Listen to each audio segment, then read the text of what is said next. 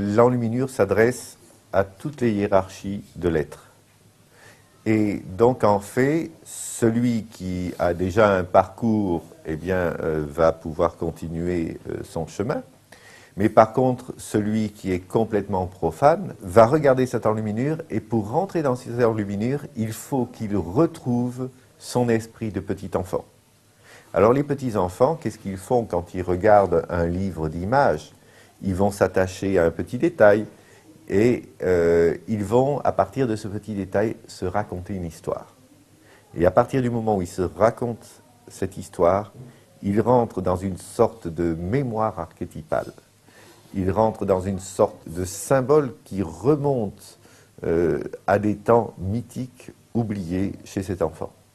Et donc un lecteur doit faire comme un petit enfant, il doit tout d'un coup s'abandonner, oublier tout ce qu'il a appris, et comme dirait Saint Jean de la Croix, obscurcir sa mémoire pour retrouver la mémoire première des choses. Alors il y avait deux sortes d'enlumineurs. Il y avait donc les enlumineurs qui étaient dans des monastères, et vous aviez les enlumineurs qui voyageaient.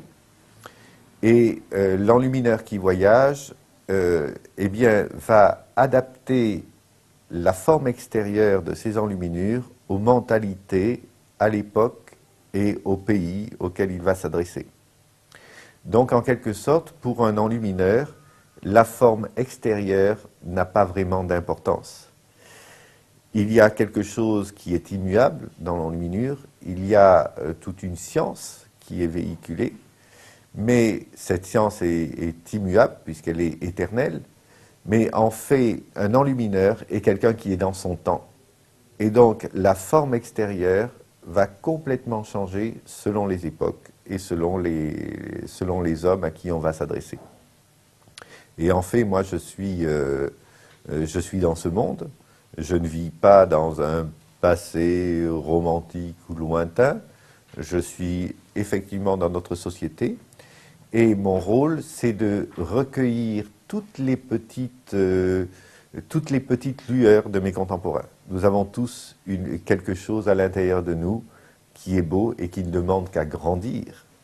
Et donc je vais recueillir tous les témoignages, que ce soit de bonheur, de douleur, d'avancement spirituel ou autre. Et à partir du moment où je me retrouve seul devant mon parchemin, j'utilise, comme je vous ai dit, la première couleur, c'est l'or que je passe. Et donc l'or, il y a deux façons de le poser, soit en feuille, mais moi je fais comme les anciens, l'or est en poudre. Et donc cet or, ce sont toutes des petites étincelles pour moi de lumière, et ce sont toutes les richesses et tous les témoignages que les contemporains ont faits et que j'ai reçus. Et donc je vais rassembler toutes ces petites lumières éparses et en faire une grande lumière sur un lit qui va être le témoignage de son temps. Une des premières choses que mon maître a fait, c'est de me montrer un livre de géométrie. Et il me dit, voilà ce livre, je l'ai reçu de mon maître et qui lui-même l'avait reçu de son maître, etc. Donc c'est un livre qui était très ancien. Et mon maître donc, a ouvert ce livre une seule fois. Et il me montrait des figures géométriques qui devenaient de plus en plus complexes.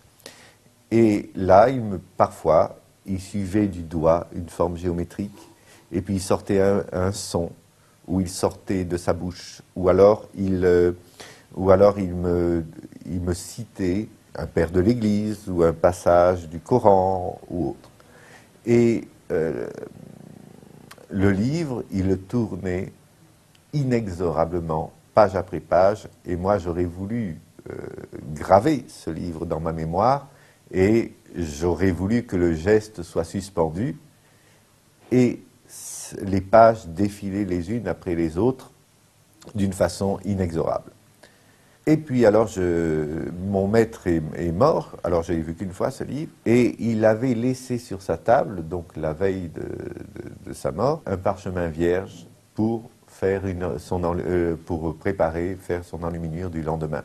Et moi, sous le coup de l'émotion, quand j'ai découvert qu'il était mort dans la nuit, je ne sais pas ce qui m'a pris, j'étais complètement effondré, je voyais que tout ce qui avait été pendant 10 ans une source d'enseignement, de lumière, de vie.